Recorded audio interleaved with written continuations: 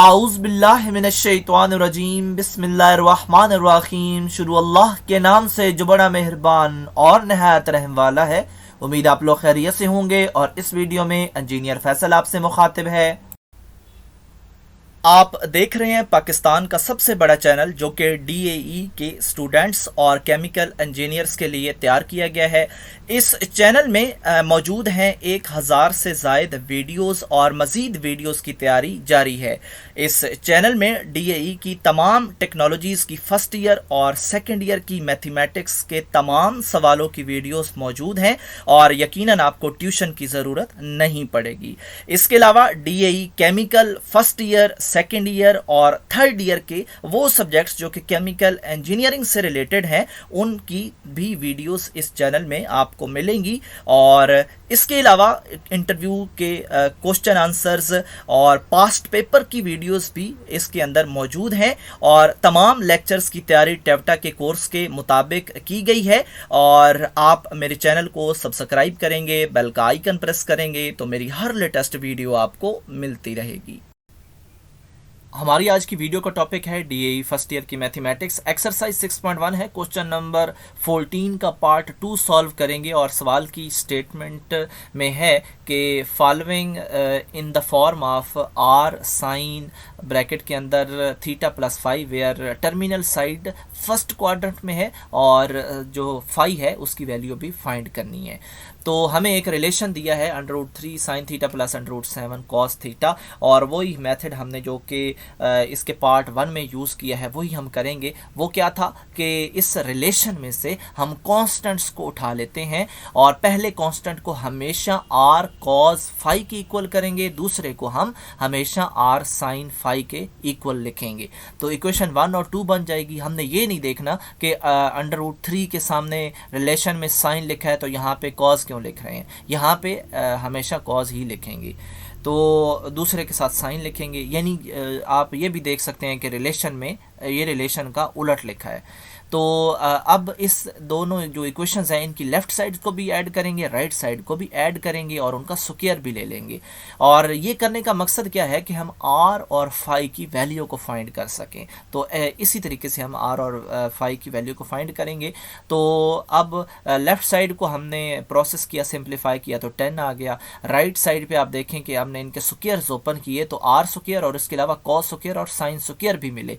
तो are square हम common ले लेंगे, cos square plus sine square हमारे पास रह जाएगा। और आपको एक फार्मूला बेसिक पता है, sine square theta plus cos square theta is equal to 1। तो इसका मतलब है कि ये वही फार्मूला है, ये 1 की इक्वल हो जाएगा। तो इसलिए ब्रैकेट में जो है वो 1 लिखा है। बाकी हमने आर की वैल्यू लेनी है तो जो स्क्वायर है वो ट्रांसफ़र होगा और जब भी स्क्वायर दूसरी साइड पे जाता है इक्वल की तो वो 1/2 हो जाता है, यानी कि अंडर रूट बन जाता है। तो √10 हम लेंगे तो आर की वैल्यू बन जाएगी। अब हमें चाहिए जी फाई की वैल्यू। तो इन्हीं दो इक्वेशंस को पकड़ के हम एक दूसरे पे डिवाइड कर देते हैं, लेफ़्ट साइड को भी और राइट साइड को भी। तो आप यहाँ पे देखें कि जो आर और आर है वो तो कैंसिल हो चुके हैं और साइन और कॉस ने मिल के 10 बना दिया, 10 फाई। लेकिन हमें सिर्फ फाई की वैल्यू चाहिए तो क्यों ना हम 10 को भी दूसरी तरफ भेज दें। तो जब 10 दूसरी तरफ जाएगा तो वो इन्वर्स बन जाएगा। तो इस तरह हम फाई की वैल्यू भी हासिल कर लेंगे। अब यहाँ पे इस सवाल में जो फार्मूला अवेलेबल है R sine theta plus phi, इसको हम एक्सपेंड करते हैं। तो यहाँ पे आप जो है इसके इक्वल लिख के हम इसको एक्सपेंड कर लेते हैं।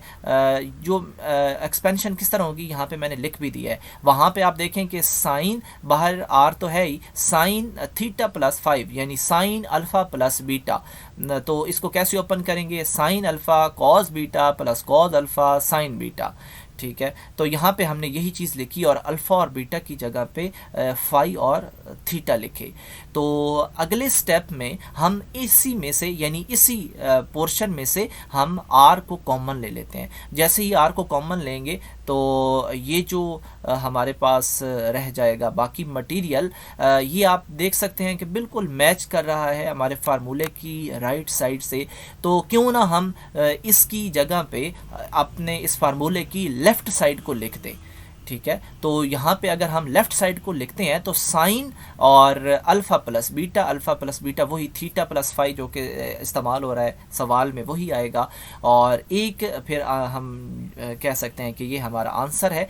और इसके अलावा फाई की वैल्यू हम पहले निकाल चुके हैं, वो भी हम लिख देंगे। तो बॉक्स के अंदर दोनों जो हैं वो हमारे आंसर्स हैं। तो यहाँ पे हमने करना क्या है कि जो यहाँ पे फार्मूला है इसको एक दफ़ा ओपन करेंगे, आर कॉमन लेंगे और जो भी हमारे पास स्टेटमेंट आएगी वो उस फार्मूले की राइट साइड होगी। तो हमने राइट साइड को मज़ीद प्रोसेस करने की बजाय उसकी लेफ़्ट साइड को लिख के हमने आंसर बता देना है। तो यही हमारा आंसर था। इसकी आप प्रैक्टिस करेंगे, आपको मज़ीद कन्फर्मेशन होती जाएगी। मुश्किल नहीं है, जस्ट आपने ये करना है कि थोड़ा इसको याद रखना है, एक दो चीज़ें, और बाकी बहुत आसान है।